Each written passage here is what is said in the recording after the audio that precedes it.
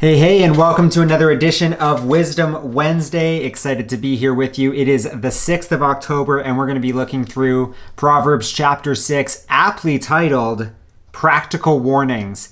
And we're going to read through some of the words of Solomon here, highlight some of the warnings that Solomon gives us, the awareness that he has, and the wisdom that he shares with us, and how we can be active in some of these things. And so the first thing that I'm going to speak about is we're just going to read the beginning few verses here. It says, "My son, if you have put up security for your neighbor, if you have given pledge for a stranger, if you are snared in the words of your mouth, caught in the words of your mouth, then do this, my son, and save yourself, for you have come into the hands of your neighbor. Go hasten and plead urgently with your neighbor. Give your eyes no sleep and your eyelids no slumber. Save yourself like a gazelle from the hand of the hunter, like a bird in the hand of the fowler." And I heard this saying a few years ago, and when I read this, the saying just kind of popped to my head. And the saying is this: a promise made is a debt unpaid. And I want you to consider that. A promise made is a debt unpaid. If you make a promise, there's a fulfillment that you have to accomplish in the future. Say this: you have your kids, you're having dinner, and they're like, "Oh, I don't know if I'm going to be able to pay for college when I'm 18, Dad." And you say, "Don't worry about it. My beautiful daughter, Daddy's going to take care of your college fees."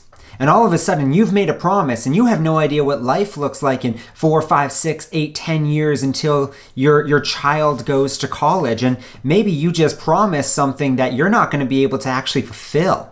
And so Solomon comes forward and he says, look, be careful about the promises and the securities that you set up with your neighbor, with your friends and family. You want to be able to let your yes be yes and your no be no. He says, and this is how I'm paraphrasing this: a promise made is a debt unpaid. And then Solomon goes on and he says, okay, so say you've made this promise already. Now it's time to pay the debt. And he doesn't say, go about it with monthly payments or the bare minimum. He says, attack it ferociously. He says, give your eyes no sleep, your eyelids no slumber. Save yourself like a gazelle from the hand of the hunter. You chase it. You run after it to alleviate the debt that you have to someone else. This might be financial. It might also not be financial. It might just be a guarantee that you had given to someone. Hey, I'm going to borrow this and I'm going to give it back to you on Tuesday. And now it's been 6 years and that tool or that item is still in your garage. Hasten. Don't let your eyes see sleep. Pay it back. And this is why, because if you have done this, you have placed your hand or your life in the hand of your neighbor.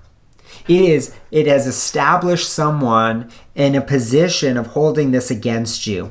Go and hasten, plead with them, and then work diligently. A promise made is a debt unpaid. This is a practical warning. The words of our mouth are important, and we need to be aware of them. If you sign the contract and you say, I'm going to pay this every single month, or I'm going to do this every single month, that's a debt that you have incurred monthly for the foreseeable future. And Solomon says, get after it, get rid of it, finish it off so that it is no longer hanging over your head. Because who knows that when those debts, when those responsibilities or those promises that we made weigh upon our shoulder, it causes worry and anxiety. I don't know about you, but I've read the Bible, and 365 times God says, don't be anxious, don't be worried. He actually gives us very practical warnings and applicable ideas in how to overcome and move past these points of slavery in terms of debt. And like I said, that can be financial, but it can also be others. Finances is just the way many of us have a mind to understand it.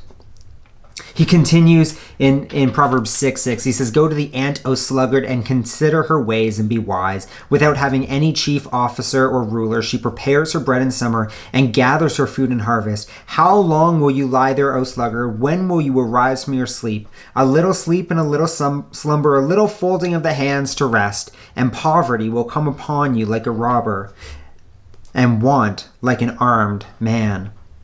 Again, this is another practical warning that if you have caused laziness, sleep, slumber, the folding of hands, and we need to sleep. Don't get me wrong. I'm not trying to tell you that, sleep is bad for you. But here's the principle that Solomon is outlaying before us here. When we neglect to prepare for what is coming tomorrow, we will be caught by surprise. Many of us today now live with furnaces in our house. We don't need to worry about if it gets cold because our furnace turns on. Many of us have common modern things that actually help us not need to prepare as much as we used to. I still actually have a wood stove in my house. That's how my family stays warm.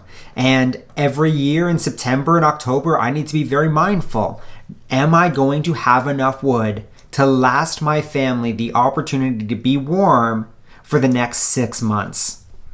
And I could just sit there night after night, turn on some Netflix, chill out and watch, and then be surprised or ruined when we wake up and my son goes, "Hey Dad, I'm cold." And I go, "Sorry, buddy. Daddy sat down and watched Netflix. I didn't get wood. I can't heat this house now." He says, consider the way of the ant. They prepare and they get ready in season and out of season because they know they are ready for what is going to come. I want to encourage you, spend some time with God. What is going to come? For many of us here in British Columbia, it's time for winter tires to get onto your vehicles. If you haven't done that yet, consider this your warning and the advice. Go get on your winter tires. Winter is coming. I have my appointment booked. I want my winter tires on. I got left on the side of the road one year because I neglected to put on my winter tires. Never again. I want to be prepared. Friend, let us be prepared. Otherwise, we will experience poverty like a robber, and want and need will come at us like an armed man.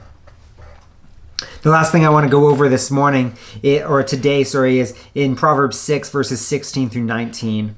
And this is in a relationship to the Lord and how we relate to one another around us. The first two warnings were practical in our in our mentality as to what we do presently and what we do tomorrow. I want you to hear this. He says, there are 6 things that the Lord hates, 7 that are an abomination to him. Haughty eyes, a lying tongue, hands that shed innocent blood, a heart that devises wicked plans, feet that make haste to run to evil, a false witness who breathes out lie. And listen to this one who sows discord among the brethren. So I want to leave us on this chewy spot in Proverbs Chapter 6. And I want to encourage you in this, that we believe in a God who reveals the depths of our hearts, who knows the depths of our hearts, and still he lets us live, as Psalm 46 says, that he knows the depths of your heart and still he lets you live. He is a God who says, come to me and I will grant you forgiveness and I will grant you peace. Why don't you spend some time today asking the Lord if you've set up some promises that you now owe a debt for, or in ways that you have neglected to prepare for the things. There are seasons of times in our life and they are cycles and we should be aware of them. Ask the Lord to bring revelation to those seasons that you might be prepared. Because in your preparedness, you might actually be able to help others as well. And lastly, friends, I encourage you today to come before the Lord and say, Lord, your word declares that these things, haughty eyes, a lying tongue, hands that shed innocent blood, those who don't fight for the innocent, a heart that devises wicked plans, feet that run to evil, false witnessing, and sowing discord among others are things that are against the Lord. So why don't you spend some time today in prayer, asking God to bring revelation to your heart and your mind about how these lies and these things can be made new in the person of Jesus Christ. I'm going to leave you with that today, church friends. I hope you enjoyed going through Proverbs 6. Catch us next week, and we'll be back with more. God bless.